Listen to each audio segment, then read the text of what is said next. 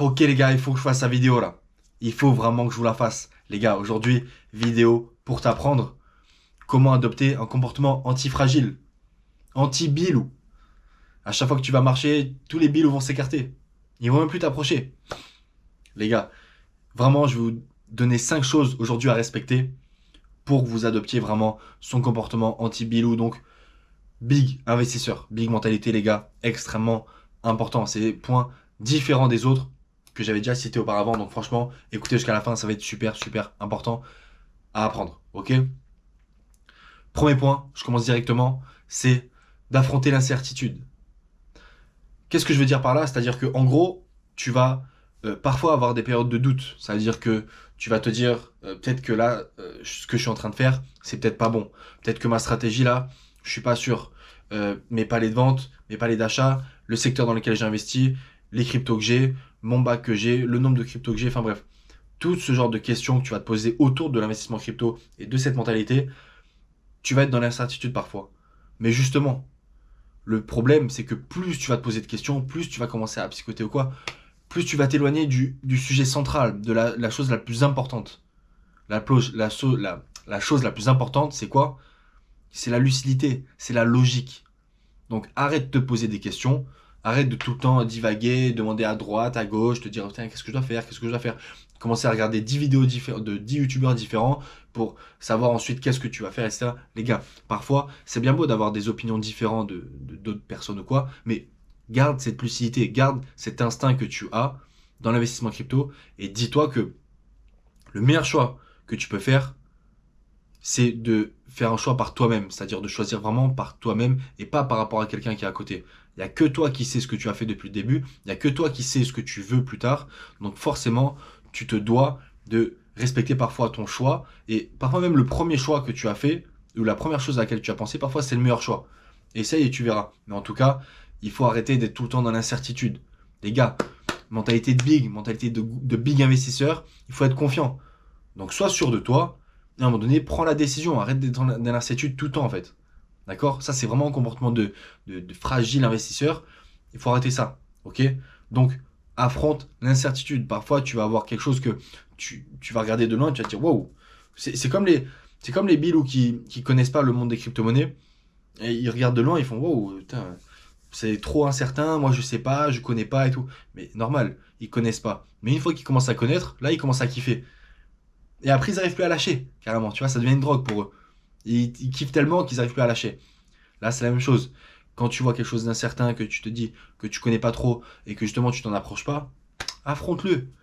De toute façon, t'as rien à perdre. C'est que de l'apprentissage au pire. Tu vois ce que je veux dire? Après, je te dis pas d'envoyer tout ton portefeuille vers quelque chose d'incertain et que tu sais pas si un jour ça va revenir. Loin de là. D'accord? Bref, vous avez compris. Ok, donc affronte l'incertitude.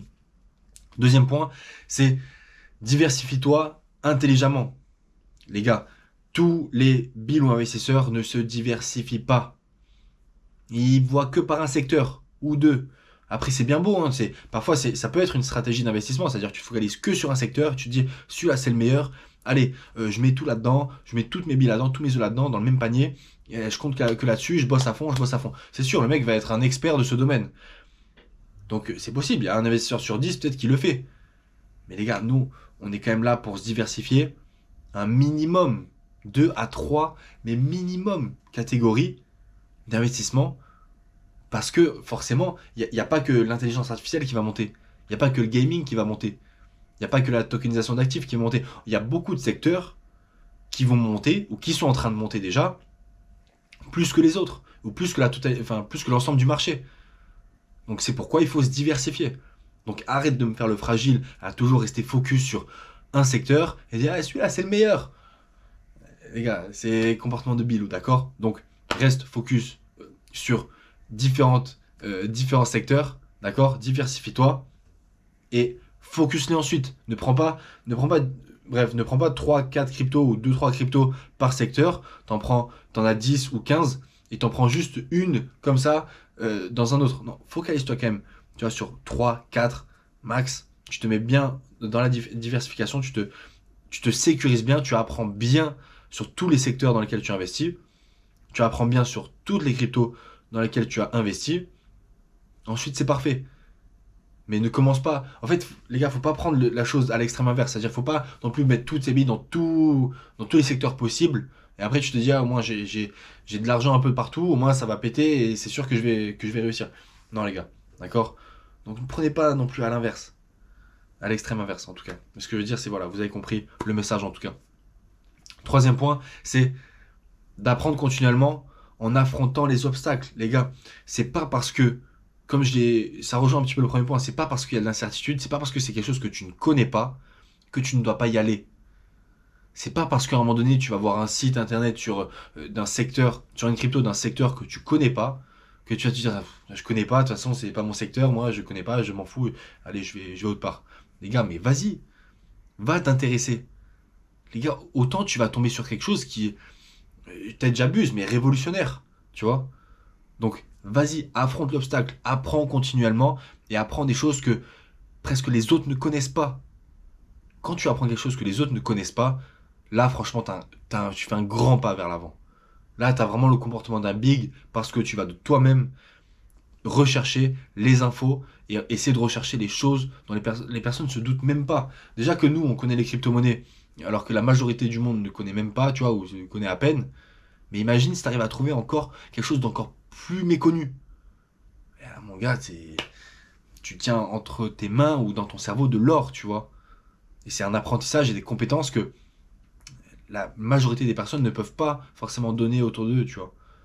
Et ça vaut vraiment de l'or. Donc je dis pas que tu dois le vendre ou quoi. Mais ce que je veux dire, c'est que c'est pour toi. Et ça, les compétences qui valent de l'or comme ça, forcément, ça va te rapporter de l'argent. Mais pas en le donnant, en le vendant quoi. Mais justement, en l'utilisant à bon escient pour ton cas. D'accord? Donc ça, c'est extrêmement important. Parfois, il y a des choses que tu ne connais pas, mais va les apprendre quand même. Si tu as le temps ou quoi, tu peux te permettre. D'accord? Donc affronte les obstacles. D'accord? Cinquième point, quand c'est la tempête partout, quand il y a des vagues partout, quand tout le monde boit la tasse, tout le monde s'en prend plein la gueule, pour toi, c'est le calme plat. Pour toi, c'est tranquille, c'est peace, zen. Dans ton transat, t'es au calme.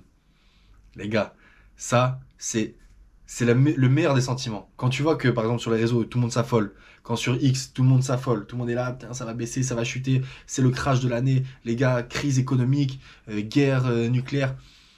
Et que toi, c'est le calme plat. Mais c'est magique. T'as juste à déguster, tu vois, un petit peu. T'entends, tu regardes vite fait, mais juste pour te faire plaisir. Parce que tu vois que tout le monde panique et toi que t'es tranquille.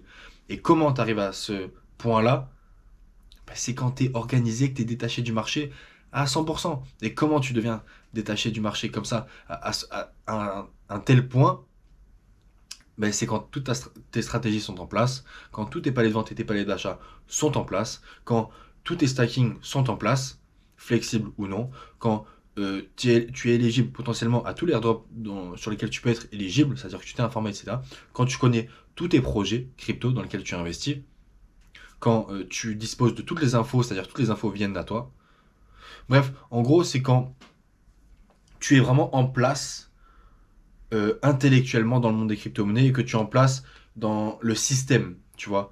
Donc je dis pas que tu es en place en mode t'as grave d'argent dans ton portefeuille ou quoi. Au pire, ça on s'en fout. Mais parce que il y a encore de très très beaux jours qui arrivent et de très très belles semaines qui arrivent.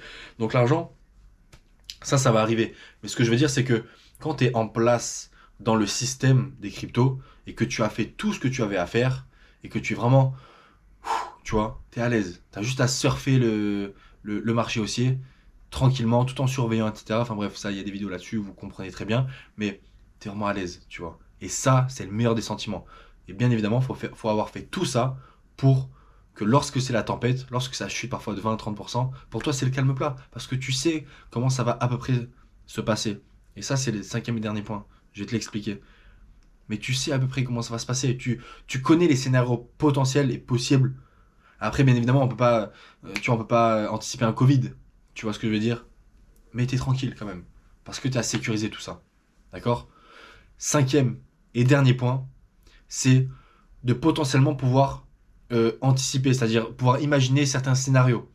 Donc de permettre en fait de pouvoir anticiper en ayant une certaine réflexion, tu vois. Donc je te dis pas ça va monter ou ça va descendre. Enfin forcément ça va monter ou ça va descendre, tu vois. Mais ce que je veux dire c'est que même si le marché est haussier en ce moment, Faut savoir qu'il y a des événements, comme je l'ai dit, style Covid qui peuvent arriver. Donc ça, il faut y penser. Il y a des chutes de entre 20 et 30% du Bitcoin en ce moment à son prix là. Il peut y avoir des chutes de 20 à 30% environ. Donc ça, il faut y penser, il faut se préparer. Il peut y avoir une montée parabolique sans retracement possible. C'est ce qu'on a vécu pendant plusieurs mois là. Donc ça peut continuer encore. Donc ce genre de réflexion sur certains scénarios qui vont arriver, ça, il faut que tu y penses. Il faut que tu te dises, ok, il peut se passer ça, ou ça, ou ça, potentiellement. Tu fais par rapport aux probabilités, tu vois. Donc, comment m'y préparer au mieux? Donc, comment moi, je peux me préparer à ça, et ça, et ça comme scénario en même temps? Et ça, c'est extrêmement important, les gars. Parce que forcément, si tu... ça veut dire que tu vas pouvoir anticiper à 30% du coup chaque scénario qui va se passer. À 33% exactement, tu vois. Bref. Et ça, c'est, les gars, ça, c'est une grosse force, vraiment.